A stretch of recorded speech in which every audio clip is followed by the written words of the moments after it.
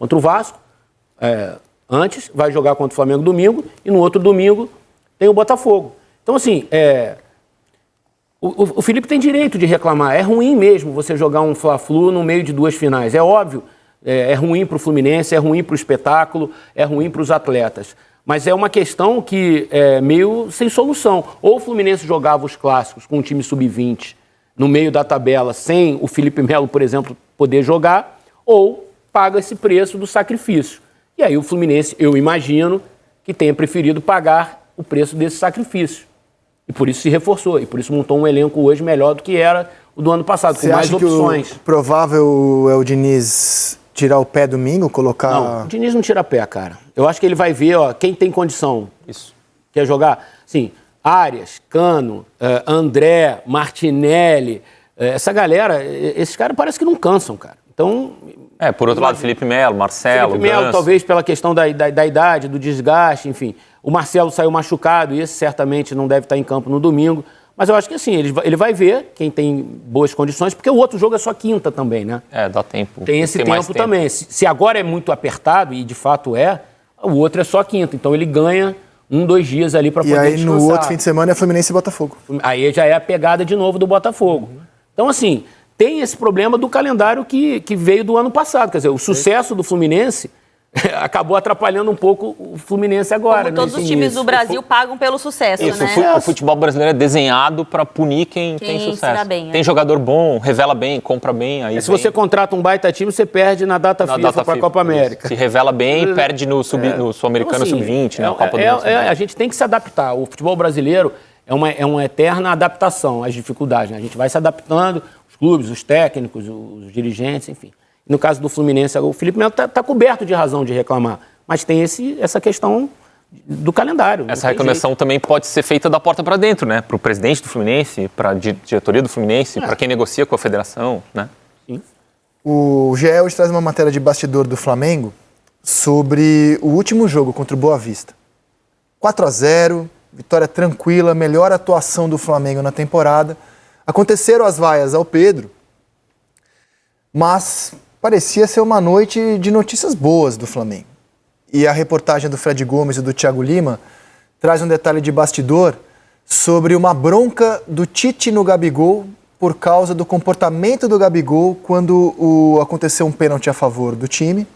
O Gabigol estava se aquecendo, o Pedro estava em campo e, segundo a matéria, relata, o Gabigol ficou fazendo gestos de que ele queria entrar logo em campo, pedindo para o Pedro, fala para o Pedro se ele topa que eu entre e bata, que ele Gabigol, e que o Tite ficou impávido durante esse período, não se pronunciou, que até achei curioso. E aí no vestiário, o Tite pediu a palavra e falou para o Gabriel que ninguém está acima do Flamengo, que o comportamento do Gabriel foi indevido e que se fosse o Gabriel em campo com o Pedro fora, quem bateria o pênalti era o Gabriel, que você não pode pressionar quem está em campo para você sair do banco e bater um pênalti, e não gostou do comportamento do Gabriel. Aparentemente, eu acho que é um comentário meio banal, assim, uma reprimenda de um treinador que já não é tão fã assim, do comportamento do Gabigol e que deixa hoje ele no banco. Mas o Eric tem um ponto que ele estava comentando aqui fora do ar sobre como isso pode repercutir internamente, não exatamente o tema, porque acho que o tema não é uma grande coisa. Mas qual é a sua visão dessa reportagem? Assim, a própria reportagem diz que é um hábito do Tite fazer esses comentários imediatamente após a partida, seja a bronca, seja o elogio, seja uma correção qualquer tática de comportamento, emocional, enfim. Segundo a reportagem do Fred e do Thiago, é um procedimento do Tite já fazer isso ali logo que acaba o jogo no vestiário.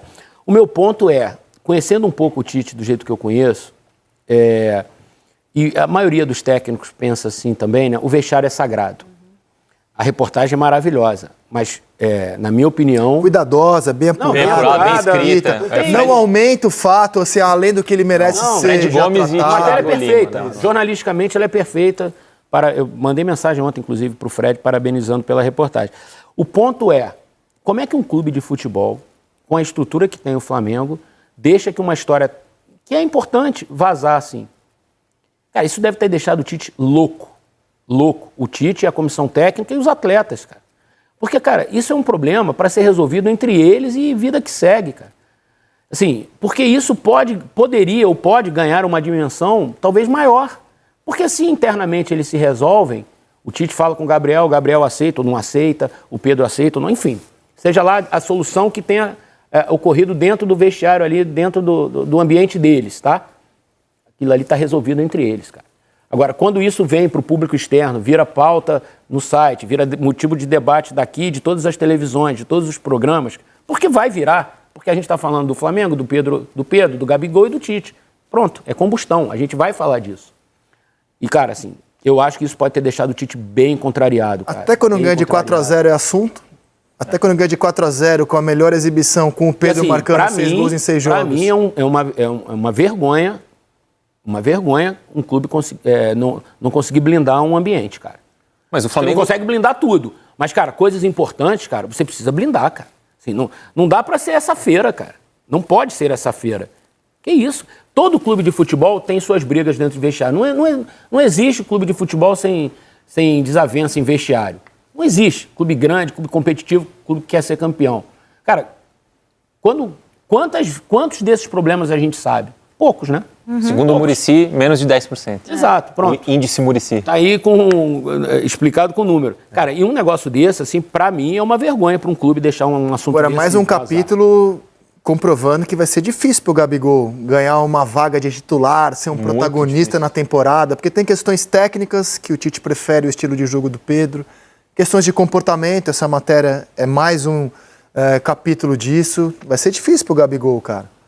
Ganhar um Isso protagonismo. deve estar incomodando o Tite também, porque qualquer decisão técnica que o Tite tenha sobre o Gabriel, sobre o Pedro, muita gente vai pensar assim, também olha ele está levando em conta e às vezes ele não está levando. E é normal que tenha uma repercussão grande. Exato. Porque a gente está falando de um dos jogadores mais queridos da história do clube. E de outro que jogou a Copa do Mundo. Então, assim, um técnico do tamanho do Tite. Exato, e do Flamengo. Então é normal que tenha repercussão. Sim, tem uma enorme novela em curso sobre o Gabriel vai ficar, não vai ficar, vai renovar, vai embora, vai pro Corinthians, não vai pro Corinthians, enfim. Eu vi as imagens e o Gabriel, uma hora ele vira pro Arrascaeta, né, e fala, fala que eu quero bater, ou tal. Eu olhando na hora, eu não entendi como uma coisa desrespeitosa, assim, eu achei mais uma coisa quase no limite da zoeira, assim, sabe? Tipo, fala que eu quero, não parecia que ele tava, assim, querendo se impor no grito. Assim, o Gabriel tá incomodado com a fase dele.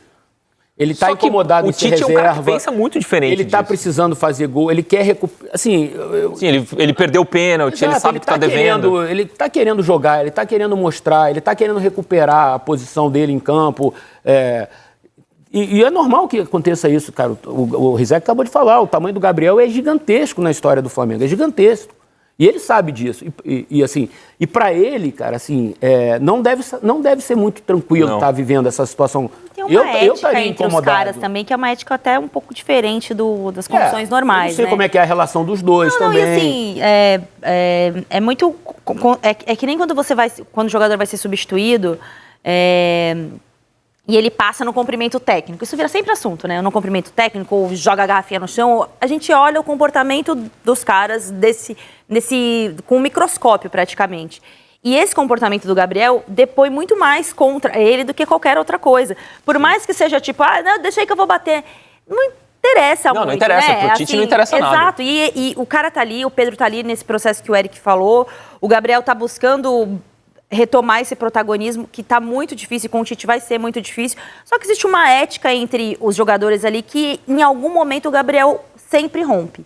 Só que agora ele encontrou um cara que é tão grande quanto ele, que é o Tite. Não na história do Flamengo, no futebol. Bem maior que o Gabigol no futebol. Não, o que eu quero dizer é o seguinte, no são Flamengo personagens gigantescos. Não, mas entrou alguém capaz de domá-lo, assim, de impor limites. E alguém que ele vai desafiar. A gente pode lembrar inúmeras situações desde a saída, até mesmo com o Jorge Jesus, que o Gabriel fazia alguma coisa e a galera, não, passa um pano, não, tá tudo certo, o treinador que tá equivocado. Daí a gente pode reunir algumas situações. Agora não, agora ele encontrou um cara que ele vai fazer as gracinhas dele e o cara não gosta, e não vai legal. E no momento que o cara tá no banco de reservas, por mais ídolo que seja, o Gabriel, ele vai ter que reavaliar o comportamento dele para buscar essa vaga de titular.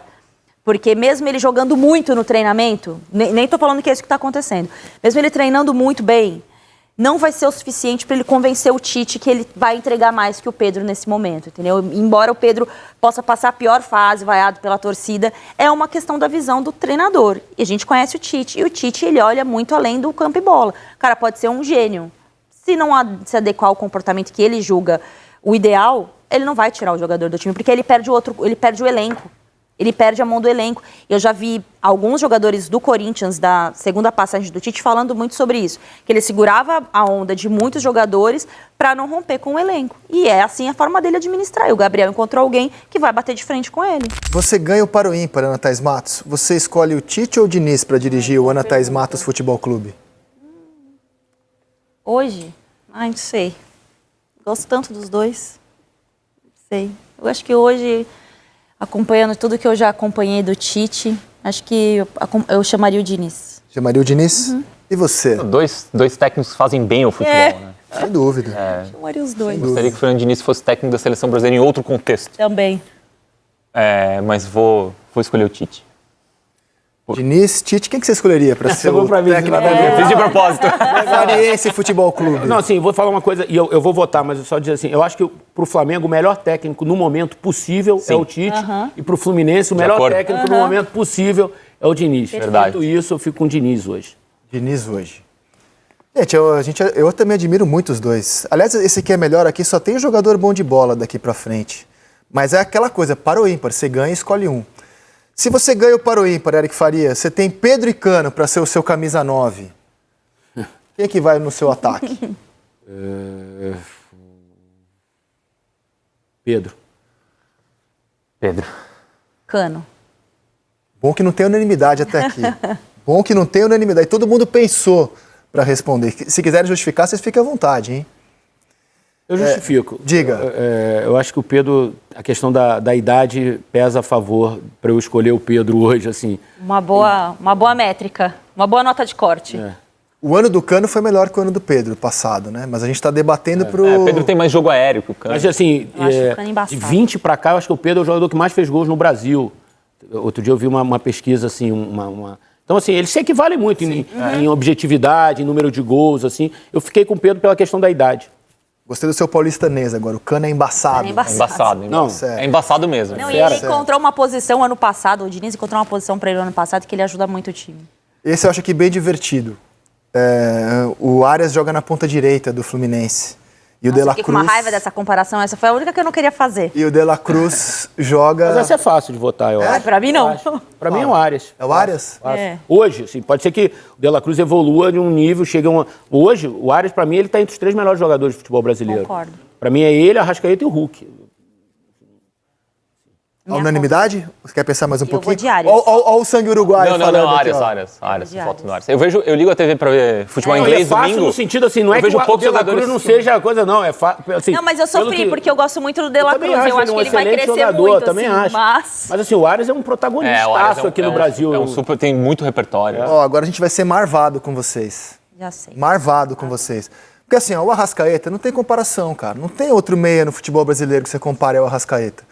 Como o André, não tem comparação com o jogador da posição dele no futebol brasileiro. Não tem. Então a gente decidiu juntar os dois num quem é melhor. Se você ganha, você prefere ter o Arrascaeta ou o André no seu time, Martim Felipe? Arrascaeta. Arrascaeta? É mais decisivo, né? É. Assim, o André ele é brilhante na posição dele, o Arrascaeta é brilhante na posição dele. A posição do Arrascaeta ela é mais decisiva no jogo do que a do André, né? Tá bom. E por fim, quem que é o melhor Você opção também de não vai banco? no Arrascaeta? Não, eu vou de Arrascaeta. Tá. Sim, sim. E por fim, quem que é a melhor opção de banco? Você tem lá o time titular e você tem um jogador para... Vocês são chatos, hein? Nossa, cara. Pode, não volto mais aqui nesse Eu programa. falei, ó, quer moleza, o troca de passes é depois do jogo, aí é fácil. Eu o jogo não foi volto assim, mais nesse programa. Esse é o último. Você vai de Gabigol ou você vai de John Kennedy? Gabigol ali no seu pedindo banco pra de bater reservas? pênalti. John Kennedy. John Kennedy? John Kennedy. Justifique, por favor. Não, hoje, né? Hoje. Contexto hoje, o John Kennedy entra e resolve jogos pro Fluminense. O Gabriel não tem tido essa facilidade mais. Gabigol. Desempata, Eric. Eu acho que o histórico histórico do Gabriel ainda dá a ele essa vantagem. Se for de ser pelo uma- histórico, muda. E eu Assim, tô votando pelo hoje, Não, assim, né? não, cada um cada um dá dá seu o critério é pessoal. O problema é que assim, O critério dessa roubada é pessoal. o negócio é que é mais fácil ter o John Kennedy no banco do que ter o Gabigol. O Gabigol vai ficar reclamando de estar no banco. John Kennedy, ele John Kennedy vai é estar no- naturalmente um produto do Fernando Diniz. É. Ele fez esse jogador acontecer. Verdade. Ele transformou o menino num jogador de futebol. É. O Gabriel já é um jogador pronto. É. O Gabriel é um problema pro Tite. Não, é um problema porque ele é um jogador enorme, e ele quer jogar naturalmente, e ele é titular de qualquer time do Brasil. No Flamengo ele não é. É isso aí, nação, e essa deve ser a provável escalação para a partida do Flamengo contra o Fluminense nesse domingo. O Mengão vai entrar em campo, o técnico Tite aí fez mudança na escalação e nós vamos aqui analisar nesse momento. No gol, o goleiro Rossi. Na zaga, Léo Pereira e Fabrício Bruno. Nas laterais, Ayrton Lucas e Varela. No meio de campo, De La Cruz, De Arrascaeta e a volta do Eric Pulgar, que estava no departamento médico. Aí nas pontas, Everton, Cebolinha e Luiz Araújo. E mais avançado, Pedro. Essa é a provável escalação que o técnico Tite fez para a partida aí contra o Fluminense. O Tite fez um treino hoje pela manhã no Ninho do Urubu e esse foi o time que ele esboçou para essa partida. Vamos ver se vai concretizar mesmo, mas provavelmente essa é a escalação que o técnico Tite vai fazer para essa partida desse domingo. Eu gostaria que você já escrevesse aí nos comentários o seu palpite. Escreva de qual localidade você está assistindo o vídeo e escreva o seu palpite para essa partida entre Flamengo e Fluminense. Lembrando que se o Flamengo vencer essa partida, o Flamengo já fica com a mão na taça, com a mão praticamente na taça da Taça Guanabara, né? Vamos ver o que vai acontecer. Então é isso daí, nação. Obrigado por você estar aqui. Não se esqueça, deixa o like, se inscreva no nosso canal e ative o sino das notificações. Assim sempre você recebe os vídeos e as notícias do Mengão. Tamo junto e a gente se vê no próximo vídeo.